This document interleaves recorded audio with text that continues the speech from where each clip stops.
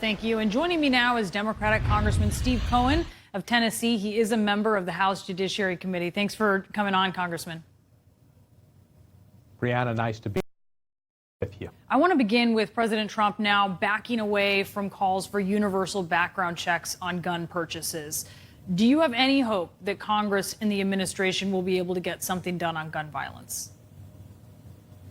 No, because Trump and McConnell are both lockstep with the NRA, and they will not want him to do anything. And much of the Trump base is against any changes, even except they are for background checks. 90% of the country's for background checks, but he's not going to do anything the NRA doesn't want. So we're going to have a hearing on the 4th of September on bills on background checks, on the red flag laws, and on high capacity magazines. But Mitch McConnell, the Grim Reaper, they won't go anywhere. What does it take to get something done on the federal level, do you think?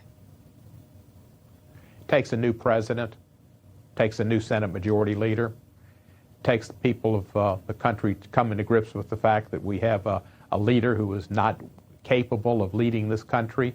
The economy is in danger because the president has no clue. He doesn't have an economist. He's got a TV commentator.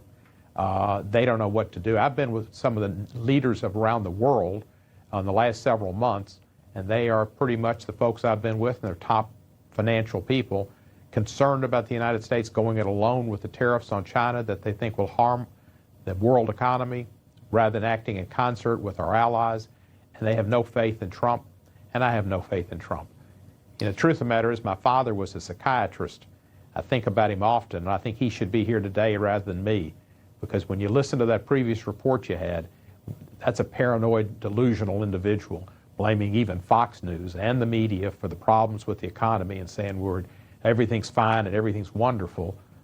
There's an interview I just read back from 1990 where Trump cavalierly said depressions occur in the economy on a regular basis and there's not much you can do about them. Well, he can't do much about anything. Unfortunate. The president is pointing the finger at Federal Reserve Chairman Jerome Powell. He thinks that it was a mistake for the Fed to raise interest rates. He wants to slash them even further. What do you think does need to be done in order to stave off a recession? Well, I'm not sure if there's a way. I mean, there's ways you can do it by pump priming the economy, but that takes an effect later on.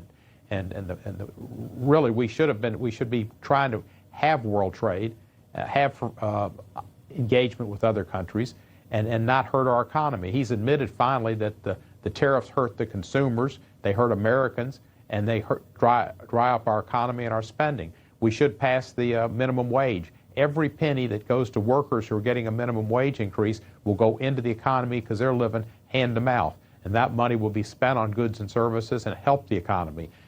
The Trump tax cuts put money in the wealthy, who put them into about a third of that, 25% to 30% of that, went to overseas holders of stocks, and they got the benefit of the tax cut. And the upper 1% got so much of it, and they just put it away in savings. They don't spend it in the economy because they didn't need the money. But the working people, middle-class people, people earning $150,000 and less, that's where the tax cut should have gone.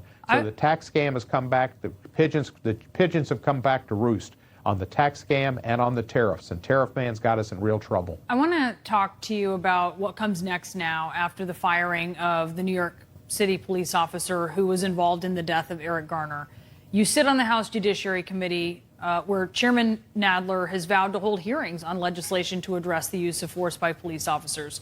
What specifics would you like to see in that legislation, and what really are the chances of it getting out of Congress?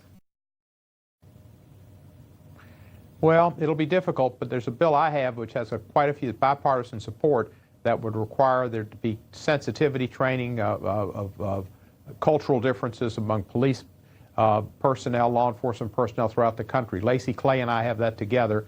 Lacey kind of put together the portion of the bill that deals with training of police officers, and the portion I have deals with having independent prosecutors when there's been force used that could amount to deadly force, or deadly force in fact was used, to see to it that the prosecutors are not the same prosecutors in the jurisdiction where the law enforcement officer operates. They have a hand-in-glove relationship, and there's no way that the public would see that result of whether to bring an indictment or not, whether to charge an officer as being something that the facts dictate.